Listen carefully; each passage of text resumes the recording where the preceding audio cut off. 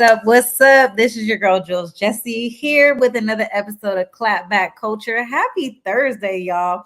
As you can see, I am in the Christmas spirit. You guys, I got the tree up in the house. You already know what it is. I'm just so glad to be here. I'm so glad to finally be back. I feel like I missed the last couple of Thursdays because we had Thanksgiving and all these other holidays moving into the mix.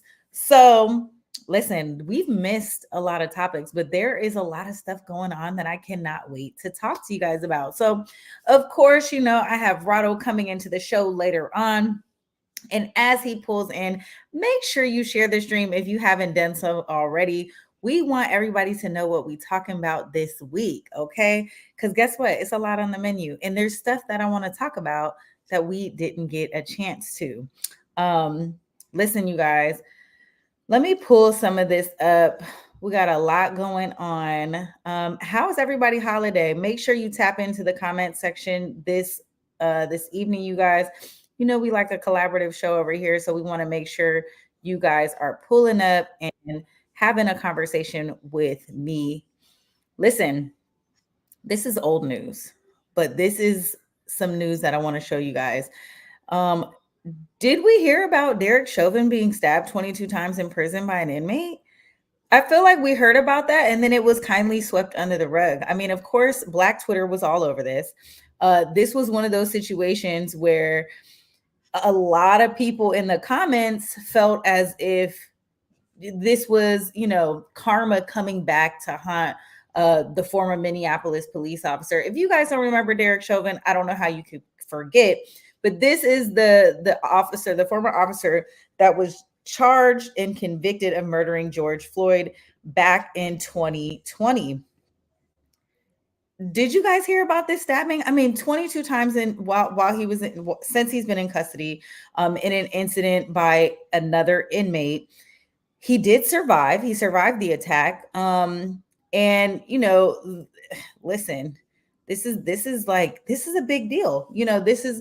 This is sparking a lot of conversation, not only about redemption and karma, but it's also sparking a lot of conversation just in prison security. So listen, I see Rado has showed up, you guys. Let's go ahead and bring him into the show. Rado, you good? Are you good, my friend? What's up, everybody? How y'all doing? Clap back. Oh, we see you. We see you. What's up, Rado? Welcome into the building. Man, Happy holidays, brother. Happy holidays, man. I'm excited to be back. It's been a long week and it's just so much to talk about. Yeah, it is. It really is. So as you heard, I was giving the audience a little bit of conversation about this Derek Chauvin stabbing. It did happen around the Thanksgiving holiday. We weren't around to talk about it. I don't want to spend too much time about it, but I mean, instantly, what's your take on this? Because a lot of people felt like, karma's a mug. I mean, so karma is a mug, right? And this guy is locked up with other inmates. If you guys know anything about the incarceration population, right? In which I'm sincerely aware of, but the population is majority African American, and so for this guy to have not assaulted but killed someone who we love dear in our hearts, now he's behind prison walls, and I don't wish it bad on any human being, but it's a tough situation for him. Needless to say, I'm sure he'll get out early. They always do. Oh, you think he will? Yeah, I mean, stabbed 22 times, man. That's crazy, man. And I know it's a lot of people out there that want to hear me say, forget him, and he did this and that. He killed George Floyd and stuff like that. Rest in peace to George Floyd. We miss you and we love you. But at the same time, this guy's still a human being, man. And, we do a lot of things, in the population that I work with and the work that I do, we do a lot of things, hot-headed, right? We got a famous saying that says, don't allow 5 seconds to cost you 50 years of your life. Yeah. And, in those moments, this happened with this young man. So we can never bring back George Floyd. But, to the officer, man, come out and do better, man. Do better. I'm not to bash him. I just want to see us do better. I agree that with some of the comments that you are living amongst your peers, and so to be an officer in prison custody, there's obviously a safety issue just going in like that. But Mhm. in under these circumstances, with this such a high profile case, I am actually surprised that this didn't happen any sooner. Yeah, But I'm also not a person to wish ill will, right? yeah, Like, yeah, yeah. Yeah. he's there to do 22 years, or to do 21 years, whatever the case may be. Mhm. To your point, he may get out early. There really is no chance for him to challenge the sentence because he did plead guilty in a civil rights case again in this trial. So I don't Mhm. know. I mean, listen, this is an unfortunate situation where an inmate felt that they would take it in their hands to do some justice. But listen, we're going to move on from this topic. Again, if you haven't already, share this stream with somebody you care Share the about, screen, y'all. Let me put it in. to chop it up. Share the stream, share the stream, share the stream. Yeah, I'm And going. again, pull up in these comments. We want to know what y'all talking about this evening. All right, Rado, big Rado. Let's see. What you want to talk about? Let's talk about I want to talk about everything. Everything. I want to talk about everything. here we go. Listen, okay, this is a I can't wait to get your thoughts on this matter. I have a video for this, you guys. I have a video, but we may not need it. This is a super old case. I don't know what it is about 2020 and 2021 Mhm. this week, but a lot of old cases have been coming up. This story is back in 2021. But it came up on social media where there's a student in the Baltimore area that passed only 3 classes in 4 years, but he ranked nearly top in the top half of his class. Now I know you're saying, What? What does and that say about the rest of the class? it says that everybody was failing, including this young man. So let me give you the tea. Okay. He ranked 62 out of 120 students with a 0.1373 cumulative GPA. Again, 0.1373. Wow. The reason this has gone so viral is because there is a clip of the mother Mhm. saying that the school neglected to inform her that her child was failing most of his classes over the last 4 years, but advanced him to the next grade. She says, and I quote, he's stressed and I am too. I told him I'm probably going to start crying. I don't know what to do for him. Why would he do 3 more years in school? He didn't fail. The school failed him. The school failed at their job. They failed. They failed. And that's the problem here. They failed. They failed. He didn't deserve. Looked like he caught a lick. I mean, he went to the next grade with a 0 point anything. I looked like he caught a cool lick. He need to count his blessings and be quiet. No, this ain't a blessing. He has to he's going back to 9th grade. Oh, wow. He only passed 3 classes in Oh, my his goodness. entire 4 years that he was going to school. So in the last 4 years, her son passed 3 classes, failed 22, and was late or absent 272 days, according to the transcript. So Oh, even man. though he was failing classes, he was being promoted to the next grade. So here's the thing. Where does the responsibility lie? Is this the responsibility? Who's negligent here? Because the mother's blaming the school. For me, I always point a finger at the parent. For me, everybody always says, well, a child has to be independent and do things on its own. To me, that's bull. Okay. I do believe that a child is a pure reflection of the parent. Mhm. And I do believe that it shows a sincere negligence on the mother's part. Now, a lot of people will get sensitive when I say things like that, right? Because it's like, oh, how's these mom negligent? They're not negligent. They got to work. They got to do X, Y, and Z. Very true. I get that. But at the same time, moms, you still have to understand that it is very, very, very important for you to understand what's going on with your child. Needless to say, you mean to tell me in 4 years, Jules, that he didn't get report cards sent to the house? Because Right. I was one of those kids that jogged home too to try to catch that report card before it got Right. there. So okay, I got over on my mother with one report card. She didn't see it, right? I got over on her on the second report card. At some point, mom, you let an entire year go past and didn't see my progress No, report on you that? let 4 years go past Yeah, without checking my yeah, report card. yeah, And yeah. that to me, first and foremost, the student failed. Second of all, the parent failed. And third of all, the school failed. Absolutely. Absolutely. Everybody failed in this situation. And it really falls on the parent because children are naturally irresponsible until they become responsible.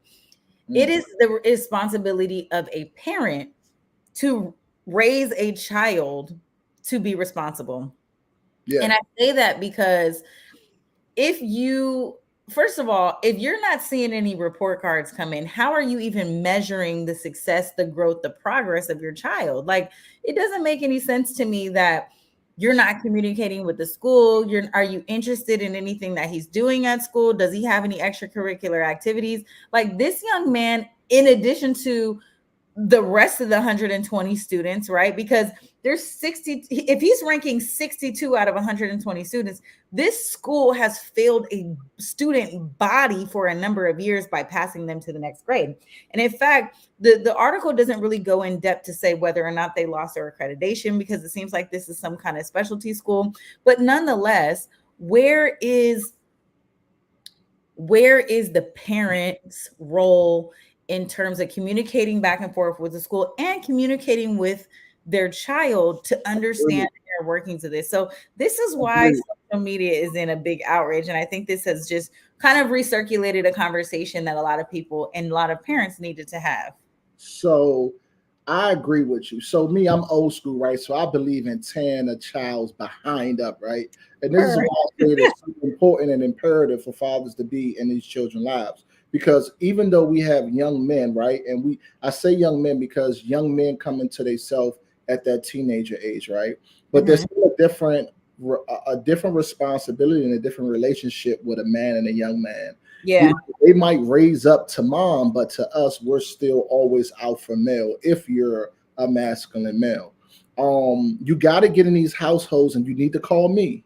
1-800 Rado will tear your child ASS up. Just call me. Call me. Here's the thing though, like you can't even get to that point if you're not a parent that's checking. Absolutely. I think we should get back to whoopings in the school too.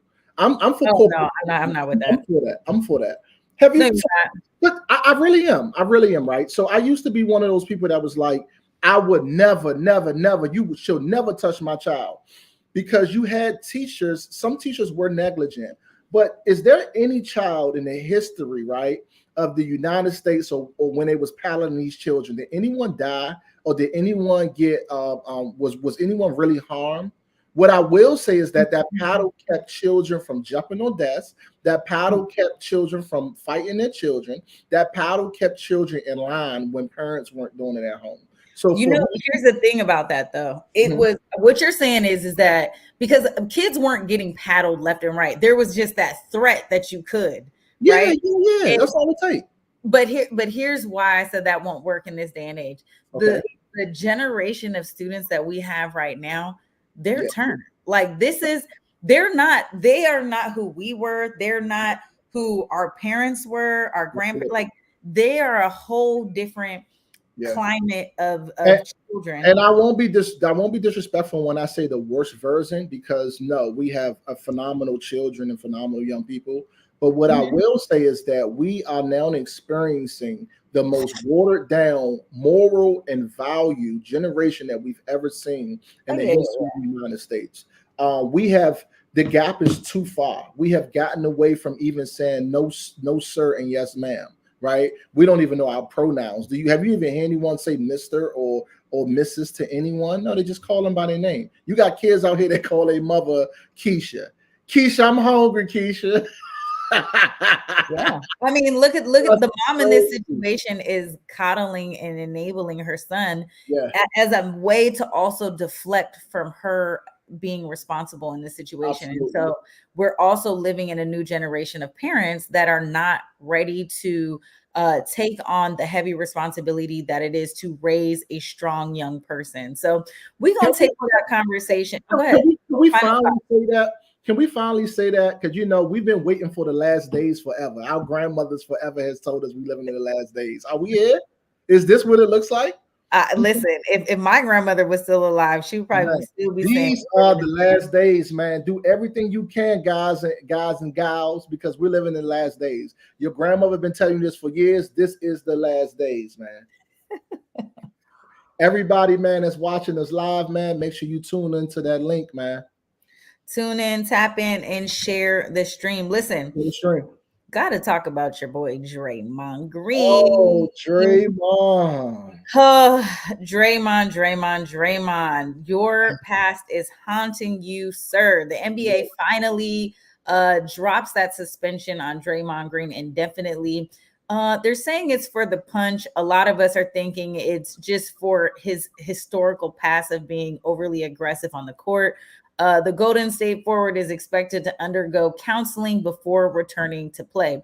Listen, Draymond is a champion. He is the suspension indefinitely is headlines for the NBA to seem like they're not, not taking this lightly. But guess what, Draymond, you'll be back in action before we know it, brother. Like, you're such a superstar on the court and have been for almost a decade. Like, this is not a player like Draymond Green does not leave the NBA. You know what I'm saying? So again, we had this conversation before coming on the show about the punch. Draymond said, like, listen, I overdid it, right, in order to get the call. And the player who got hit overdid it to get the call. And so he didn't intentionally mean to do this, but Draymond stands on business when he does intentionally mean to put somebody in a headlock or a chokehold or, pull up and get aggressive on the court. Listen, you're a former athlete, still an athlete. Basketball is your favorite sport. What's your take on this Draymond Green situation? So, I mean, we are living in a soft generation, right? So, while we're probably living in one of our most violent generations, we're also living in a physically soft generation. Draymond Green has a very old school soul. He plays a very old school way. He has old school morals, right? And Draymond, he's a victim of his past. What happened on the court wasn't as egregious as they're trying to make it. So for you guys who really didn't see what happened a couple of days ago, maybe even last night, it was last night or a couple of days ago, Draymond Green was basically going for the ball or about to call for the ball where one of the defenders was kind of grabbing him. So he kind of swung around and hit the guy in the face accidentally, right? Now the thing about it, someone will say, "Oh, it was purposely," whatever the case may be. Draymond was trying to sell a call, right? The biggest thing that people don't take from this is that while Draymond Green was trying to sell a call and all those things happened and he was out of line, what they won't tell you is that the guy who he hit also sold this thing. I mean, Academy Award winning performance. I mean, this guy fell to the ground, and this is just how basketball players are. It's so soft. Everything is animated. You might as well call the NBA a more athletic version of wrestling because everything they do is just so exaggerated, right? This guy went on national TV, didn't have one bruise, one mark, one scratch. No one gets put out the game when they accidentally knock someone out the socket or scratch their face off, break their nose. None of these things. This guy came on TV and was like, I don't know what's wrong with this guy. He was doing all this stuff. Super tall, super big. It's terrible, man. I just feel like we need we need a place for men to be men. And I feel like it's a bigger picture with that. A lot of people will come out and say, well, there's just no place for that on the basketball court.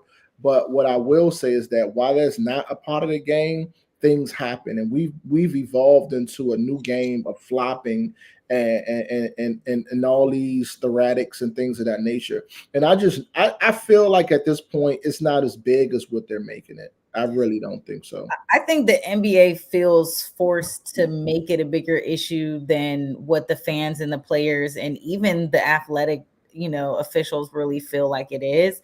Yes. And I think they're doing that in order to kind of deter future behavior. Exactly. They want to deter future behavior. And Draymond Green is known to be aggressive on the court. Again, he's such a champion superstar player. I mean, he's a 4-time All-Star. So I don't think a player like Draymond can reach this level of success, be so consistent. I mean, he's an excellent family man. He's known as an intellectual off the court.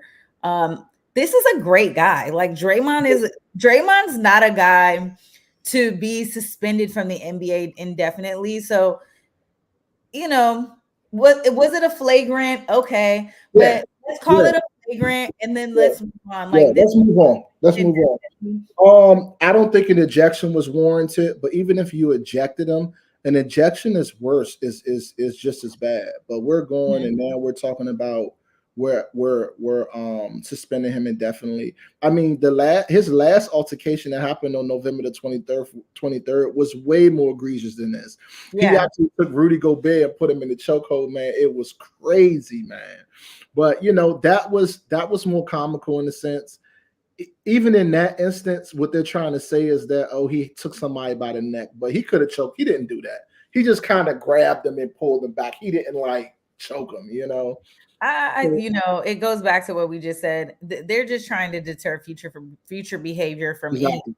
You know what I'm saying? Like they just don't want. They just can't have this. You know what I'm saying? They can't have this, and I understand it, but I do understand it in the world that we're living in right now. They need to just stop it because exactly. All right, y'all. Well, listen, we're here. We're tapped in. We are, 25 past the hour. Where is the comment section? Because I see y'all watching live and stuff. Y'all. Listen, come out your shell, y'all, because we trying to have some conversations. In the meantime, Rado, I want us to take a quick break. We're gonna take a quick break. Don't go anywhere, because when we come back, I don't know if y'all heard about this, but this is a crazy situation. Rapper Takeoff from the Migos, who passed away, who actually was murdered. His mother is being sued. His mother is being asked to step in as the defendant in his rape case. Rape? Yeah, rape case. Y'all, listen. I don't make it up. I don't make it up. Well, I haven't heard about this. I can't wait to talk about this. You got to fill me in. Yep. So listen, we're going to take a quick break, but when we come back, that's what we're going to be talking about. Stay tuned. You're watching Clapback Culture. Clapback. Hello, it's Marcus Trufant here, and for the month of October, Burger Master and the Trufant Family Foundation are coming together. The Trufant Jalapeno Burger is great. It's going down, and a portion of each burger sold is going right back to the community.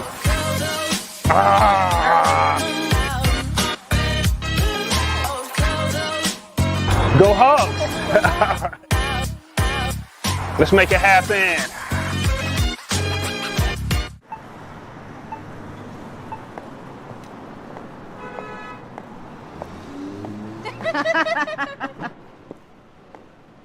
She can't be real.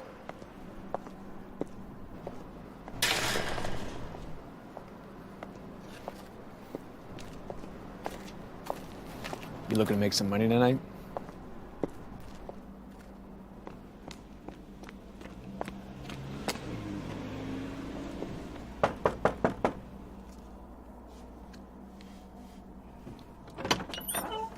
Daughter, come help me with dinner. Yes, Mommy. So I told her. Hey.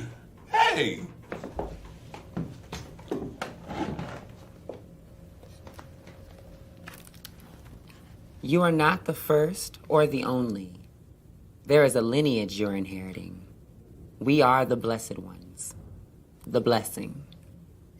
God, yes. All right. Something's green. God, Yes. it smells so good. I am ready. Because you know I made it. Auntie, you made the greens. Any longer on me? No.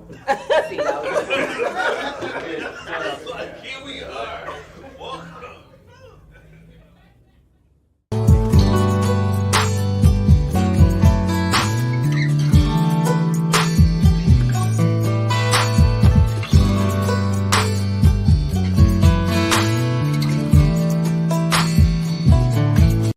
Big Tobacco thinks they know everything. They think they know you, your community, the places you go, the way that you spend your time. They think they got you all figured out, down to a formula, a calculation based off of numbers of what they think they know. Show them they're wrong. Learn more at theythinktheyknowyou.org. All right, y'all. Welcome back to Clapback Culture. Listen, I told you guys we was going to talk about this story. Let me go ahead and put it up. A woman who sued Takeoff for rape back in 2020 wants Takeoff's mother to be the defendant in the case to continue the lawsuit. I did not stutter here. So back in 2020, a woman sued the now deceased rapper Takeoff for rape, and is requesting that Takeoff's mother take the rapper's place as the defendant in the trial so that the trial can continue. Well, Double XL said this, that on December the 8th, it was reported that the plaintiff who's suing Takeoff for the alleged rape has filed court documents requesting that the case continue, despite the rapper's death in November. The woman who's requesting this says that she wants Tatiana Davenport to step in the role, since she is the acting administrator of his estate. The judge will reportedly make a decision on the motion during the next hearing for the case, which is February 22nd, 2024. So that's upcoming. Here's the real tea. Takeoff's mother is still waiting to hear back on a lawsuit that for the death of her son, you guys. So she hasn't even found any resolve for her own son. And yet this defendant is asking the mother to step in. Now, of course, Rado, Can't make this up. This obviously is a civil case. And we all know how you feel about civil cases. So can I tell everybody how I feel about civil cases? In case you guys are just tuning in, guys, this is the second half of this show. So we're about to turn this thing up a little bit, okay? Just a little disclaimer. I gotta let Jews know that disclaimer too, because I get a little crazy. Listen, I might have to pull them off, y'all. Go ahead. So this is my disclaimer, y'all, right? And I'm very, very sensitive to cases like this, right? Especially when it deals with rape, anything like that. So my thing is, why do women, right? If you really feel assaulted, and I don't want to sound insensitive, but why do women always run to the civil portion of the negligence, right, that they're claiming versus the criminal portion? If you were raped, if something happened to you, right, and most times there's statutes of limitations on rape, but most times women are still within those statutes. Why don't they go for the criminal case first and pursuing those charges to put the accuser behind bars first, and then pursue the money? Why do they do it the opposite? And it puzzles me, because if something, for whatever the case, right, if the criminal portion of it fails, you can always still civil suit. Right. And that's what most people do. Most people lose the criminal portion of it and they come back and do a civil suit. But it's always shady to me, and I always got that open eye when it comes to a woman always going straight to the civil case. It's like, oh, he touched me. Oh, he didn't stop. Oh, he did X, Y, and Z. I want money. Okay, can I just correct you on one thing? Okay. I would say sexual assault victims, because men who are sexually assaulted as well, they oftentimes go the civil route. And I'll let you continue, but I'll answer your question as to why it happened. No, I'm finished. I would love, and especially with you being a woman and people in those comments, I would love different opinions around this thing. Well, it goes to what Little and Big Dog Brothers is saying right here, because we can't win in criminal cases.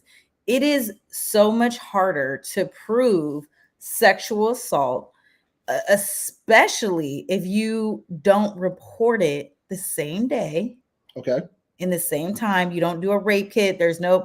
You don't have any evidence to prove without a reasonable doubt that this person raped you, sexually assaulted you, et cetera, et cetera. Like, you got to have a lot of you got to have a lot of proof. You damn near need to get it caught on camera in order to kind of win that case. But why isn't it even tried? Like, why don't people even try that? Because a lot of attorneys will tell a client, like, listen, this is not enough to go to court with. Okay. And your chances are you're better off going the civil route instead of pursuing a criminal case, because you're not going to win. And sometimes there's a lot of insurmountable evidence that's like, no, I really did this. I still agree with you that there is a number of sexual assault cases that come to trial. Yes. That, especially when it comes down to celebrities, that you have people place themselves in these environments, and then there's there's an opportunity for a cash grab at the end to say, oh, as long as I know we had a sexual encounter, and then I say, I know I can get this money, or as an assault, I can get something. Yeah. I can get something. Yeah. So I'm super disappointed in this woman who is taking Takeoff's mother through this. Yeah. Because the rest. The ultimate form of justice in this situation, if I'm a rape victim, and my rapist was murdered, that would be the ultimate justice. Say no more. And that's what and if that's not the case, sue Migos or find a record company, find his company. Why are you bringing a mom into this? And it's just so insensitive to me, because as a woman, for a fact his mom had nothing to do with this. Exactly. So what are you doing? No one had anything to do with this. That's why I'm like, you're gonna go after the label. You're gonna go, like, at the end of the day, justice essentially has been done if what you're saying is true. If someone raped you and your rapist is killed, murdered, what more can you ask for? Now, do you feel like you need some pain and suffering? No, people want that money, man. That's what I'm trying to tell you, Jules. When there's an opportunity for money, people do go after that. And here, and that's, I'm kind of a little bit torn in even as I'm saying this, because if I were raped and my rapist was killed and he was like a billionaire, would I file civil cases to get a little dough cheese too for my pain and suffering? Hell yeah. But in this case, because a lot of individuals. So hold on. So you're basically saying that you would rather be raped by someone that's rich than being raped by a bum. That's so grimy. But it's so real. It's so grimy. It's so real. Yeah.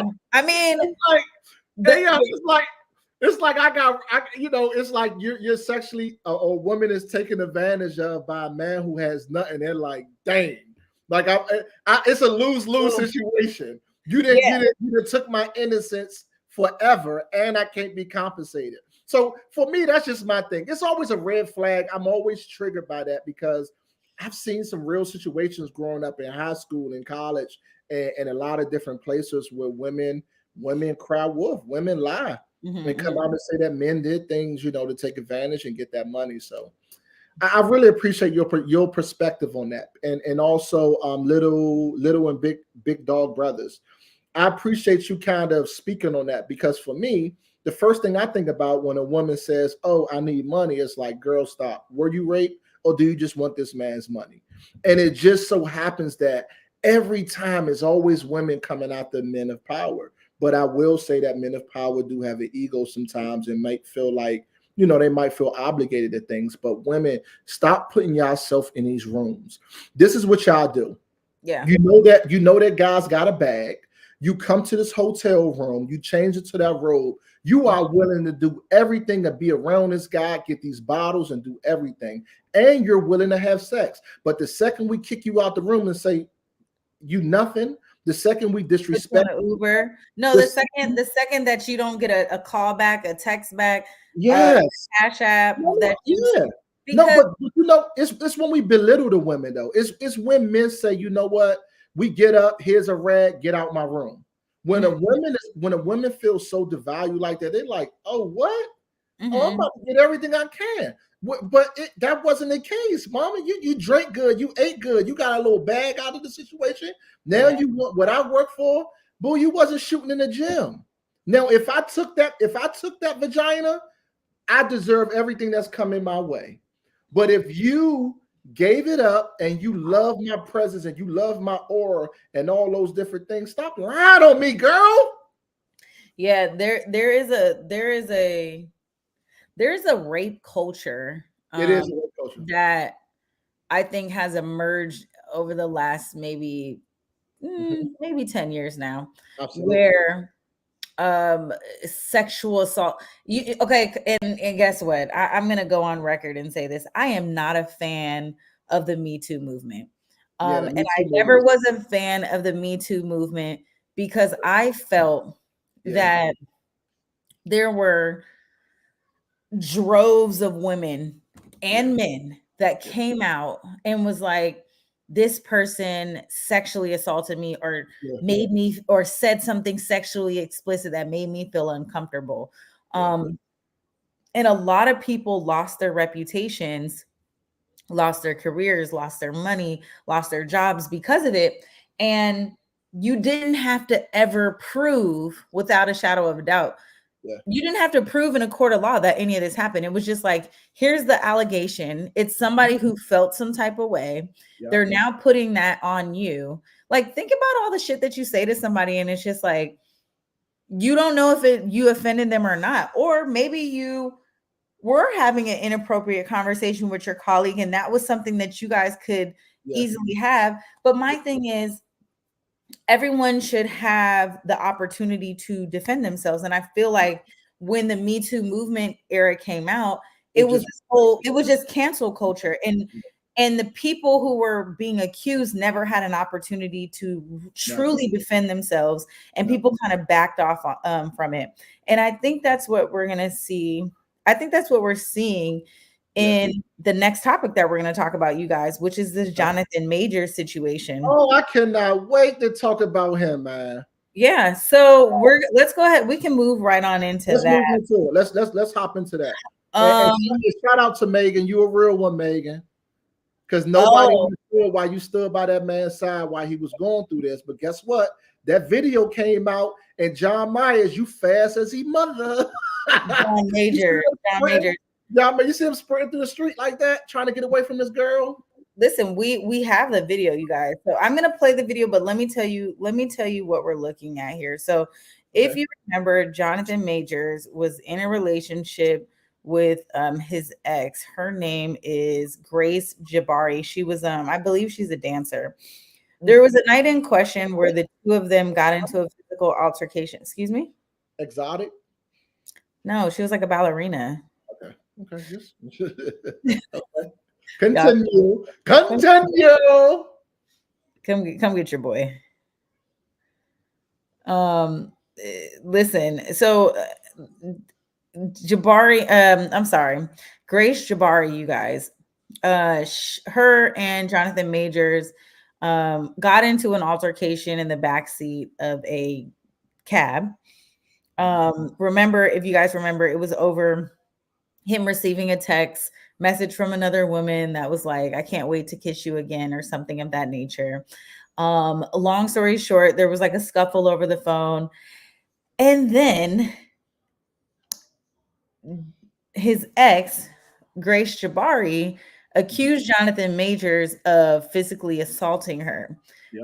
She then, after he was arrested and charged and lost everything, she came out and said, oh, no, I don't want to press any charges. This didn't happen like that. The prosecutor still took it to trial. We are now in the days of the Jonathan Majors trial, and there is new evidence, surveillance footage that has not only been released in court, but TMZ has dropped that footage, baby. So you know I'm about to go in on this, right? You gonna have to. This is still that modern day lynching. This is still that Black man, I don't want to see you with a white woman, and AKA this is that white woman damsel in distress. That woman damsel in distress. And she need to get donkey of the day and everything else that's coming her way, because guess what? When she cried wolf, like I just said in a couple of episodes before, she cried wolf. The whole world wanted to protect this damsel in distress. It's the same way they protected white women forever from this big masculine Black male. And then you finally get the real video, and it's him running from her behind. Let's take a look. There is Play the no tape, girl. Play the tape, anime. and listen, you guys, there's no audio with the tape, so it is audio. going to be quiet. So we're going to play it for you. Stay with us because we're going to come back and talk about it. Here we go.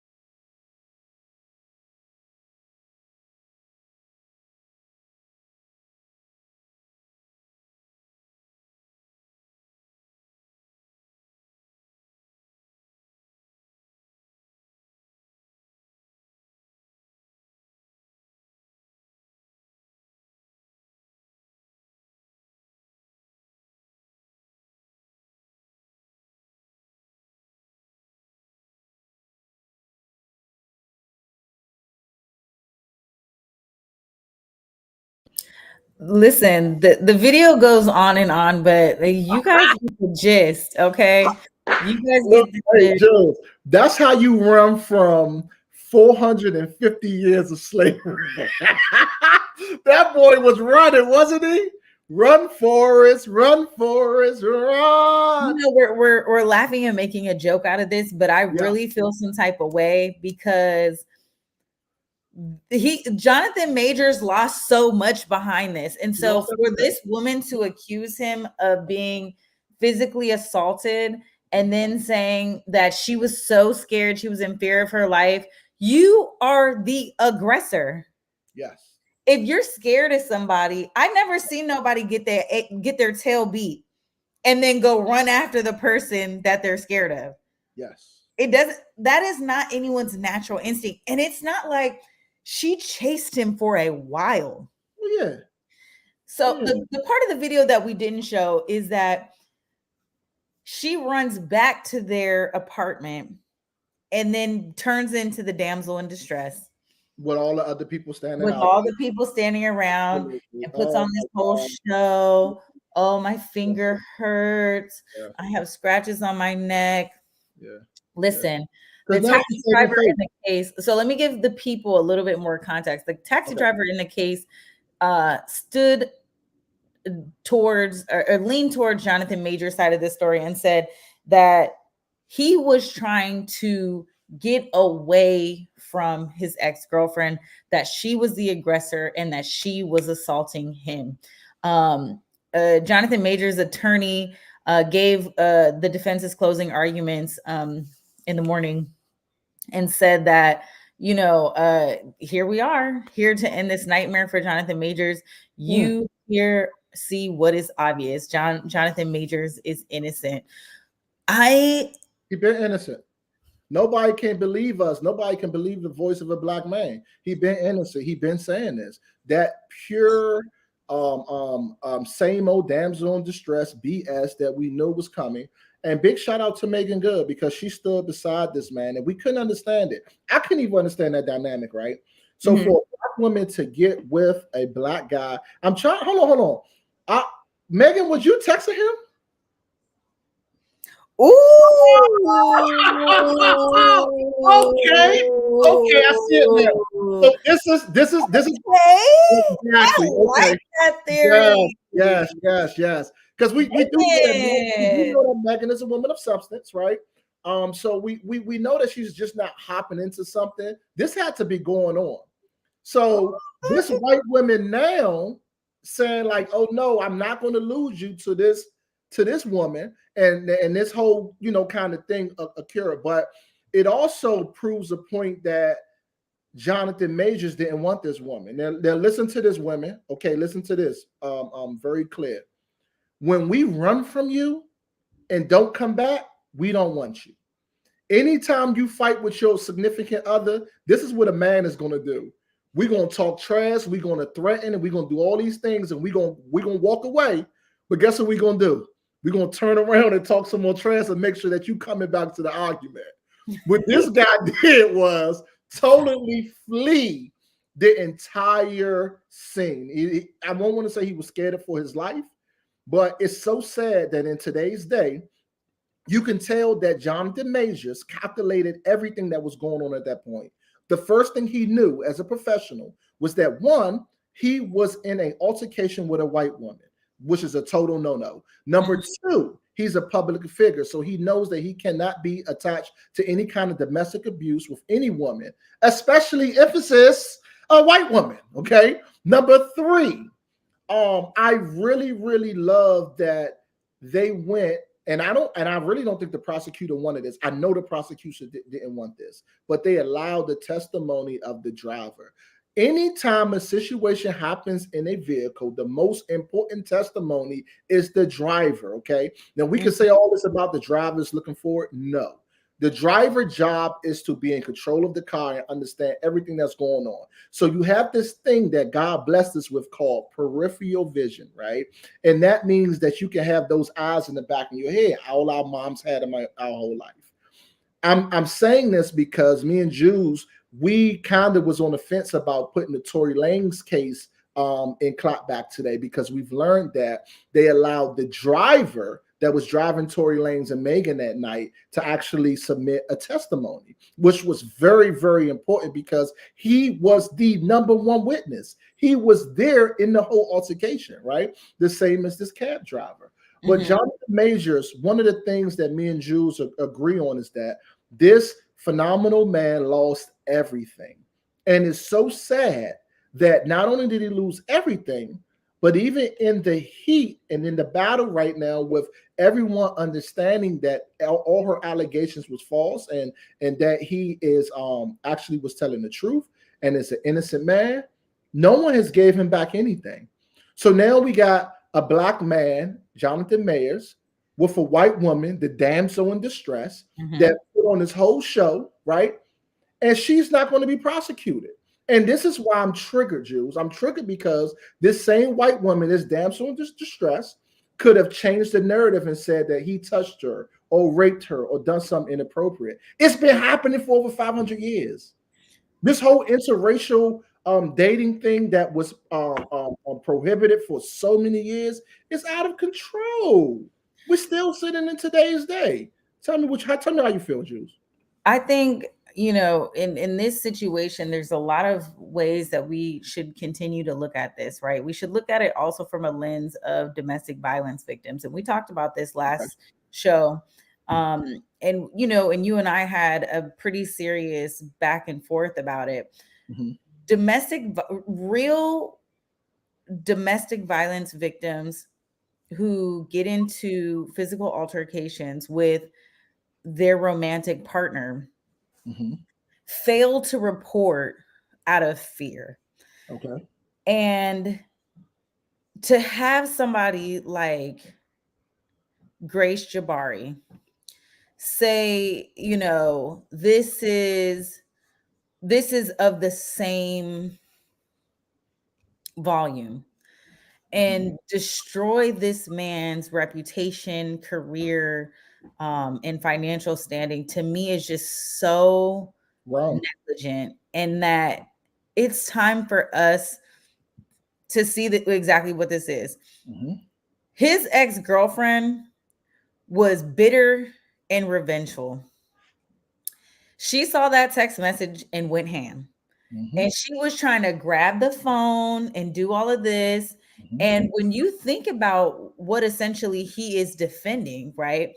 Because she's alleging that he twisted her arm, was squeezing and prying her fingers, prying her fingers from what? Probably the phone, delivering a blow to the back of the head and shoving her into the back of the car. You know what happened. You know what happened. Your man was cheating on you. Yeah, was cheating on you. You felt some type of way about them text messages. Absolutely. And then you grabbed the phone and went smack. And that's why you chase after him, because here's the thing. You're not scared of him. You're upset with him. You do love him. Which is can you back that up? She's what now? She's in love with him. She's not afraid of him. She's not afraid of him. She's upset with him. And I think this situation has gotten so out of hand. I don't know if the prosecutors have taken this case and kind of accelerated it into, beyond what she's able to kind of take back. But if it were me, I would have been honest about this situation and said, look, this is totally out of hand.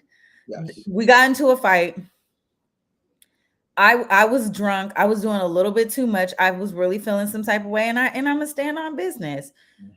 Women will literally get into a violent situation with their man, hit him, scratch him, kick him, punch him, and then the second he smacks her in the face, all of a sudden, oh my God, I gotta call 911. Yeah. Nobody should be putting their hands on anybody. Absolutely. When they're upset, period. Don't keep your hands to yourself. Guess what? He's Jonathan Majors, baby. Yeah. He's Mr. Marvel. Yeah. If you're feeling some type of way about him cheating on you, date somebody else. And guess what? It could still happen. But that doesn't give you the authority to try to snatch his phone or try to get into a physical argument with him. He literally did everything a man is supposed to do in a situation when your girl is going crazy. Leave, run, don't engage in the conversation. And then when she threatened suicide, he even went down into the apartment. He couldn't get into the apartment. He had to go ask the doorman to let him in. He had the handyman let him in. He found his girlfriend unconscious. He called 911, and the police officers still took the damsel in distress story, and that's how he was charged. So I feel like this is him getting his day in court. Again, the jury is out, so they're going to come back with a verdict in this case. I do hope that some of the things, hopefully we see justice. This is one of the only. What? We ain't saying no justice. You were sounding real good up until you tried to say no way. I said hopefully. There is no hopefully. When it comes to white women, there is no hopefully. This woman will not be charged. This woman will not be scrutinized. She will not be canceled. If she wanted to go right now without a single bit of actor experience, she can go and take all his roles if she wanted. That's crazy, man. But here's the thing. But when I'm talking about justice, what I'm saying is, justice to me in this scenario for now, the reality of the situation is he's facing 1 year in jail. He's facing 4 different counts of assault. Justice, if from my perspective, would be he's not charged on any of these things, right? The jury's, because she's not on trial. That's the thing. He's the only person on trial. So they can't be like, okay, Grace, you're the aggressor, so we're going to charge you. That's not how court works. Absolutely. I understand that. What's going to happen is he's going to be, if he is found not guilty, that to me would be justice. And then the second part would be the things that he lost, the brands and everything else he would regain. Guess what? He's got a beautiful new woman, Megan Good. Let him move on and just move on. At this point. Can I tell you what would be justice for me? Sure. And this is very simple, right? Justice for me would be for her to be made an example of and be charged and prosecuted to the fullest extent for not only perjury, right, but also wasting the government's time and resources. That's the number one thing that happens when you go to court. This is why people take plea deals and they don't go to trial, because there is a stigma that if you waste the government's time and resources that you will be overcharged, you will be over sentenced, right? And this woman has done that, right? We just spoke about the other damsel in distress, the black girl. What's her name from down south that went and Carly Russell. That's exactly right. When a black woman does it, she's charged, or she has civil suits, or they're looking to sue her in so many different ways. But now you have this damsel in distress that had a temper tantrum, right? Because her man didn't want her, and another woman was taking her man, and she decided to be aggressive. And there is no footage or tape or any proof of Jonathan Majors doing anything to this woman other than the fact of her word. So now all of this evidence comes out, right? And now all the evidence comes out, and the prosecutor has more than enough to understand that the burden of proof is low. But they're not going to do it. They're going to take him through trial. He's going to be exonerated, and he's still going to wear this stain. This stain will never leave him. He was Mr. Marvel. He was Mr. Creed. He was on a way of being great. And I hope he get an opportunity to get that. But it's just not fair for men, especially black men, to have to go through these things if they didn't do it, right? And that's what I'm an advocate for. I'm an advocate for people being accountable for the things that they do. And I'm also an advocate for people being protected when they live their life the right way. And I just don't see that here. I would have to say that that's probably the biggest challenge in the justice system. And even really just like this, us having so much access to people's personal lives, that we as a society will label you and give you this scarlet letter, even when you've been exonerated. Absolutely. I mean, if you look at people who have been charged with rape, maybe even convicted and then later exonerated, they're still considered rapists. Yes. And that stigma, that scarlet letter always follows them. And so I think you're right. I think this is, undoubtedly a smudge, a blemish on his record that is never going to go away, right? Because, directors and producers in Hollywood may look at him and say, yeah, he is Mr. Marvel, but he got a little bit too much drama attached to him. Remember, he was in that thing with that girlfriend, and then he had to go to trial and blah. Some people just, even with knowing the facts, may say, we don't really want to cast him in this children's film. We don't really want to cast him in this because we don't want to have the drama. And so it's going to take time for him to build back a lot of the things that he lost. But I think you're on point in that when you go through the criminal justice system, you are, even whether you are found guilty, have served your time, have come home and reinvented yourself, people will still say, oh, but you remember he did that thing. And you're never truly either rehabilitated or you're never really truly exonerated. So listen, we're out of time. It's, 1 minute past the top of the hour. So listen, final thoughts on this, or let's go ahead and close out the show. Let's close it out, because my final thoughts on this, like I said, I'm triggered. It's going to take me about 10 minutes. So when I am not here on Clapback, where you can find me is Rado007 on all platforms. That's TikTok, that's Instagram, that's Facebook, and that's also Gmail. Listen, you guys, you can come. I forgot to tell you, my Facebook was hacked. I don't even have Facebook anymore. Oh yeah, I don't have Facebook, you guys. Listen, the people got you. The people that always want you to send a cash app and all this other crazy stuff. Yeah, you guys, I'm in a fight with Meta right now, trying to get my Facebook profile restored. If you get a message from Jules Jessie, it's not her, and it's not me. It's not me, but I'm working on getting it back. Someone changed my account to Julia Childs. You got married. You got married. No, Julia Child, the chef. Yes, you got married. They changed your last name. Man. Vita said, Meta, speaking of abusers, LOL. Listen, we're not going to get into it. Listen. I love you guys. Thank you. Wait, I still got my handle. Can I do that? It's still my show now. Watch yourself. You're right. I'm sorry. All right, y'all. You guys can find me not on Facebook, but on Instagram and Twitter and TikTok at Treasure of JULES. You know what it is.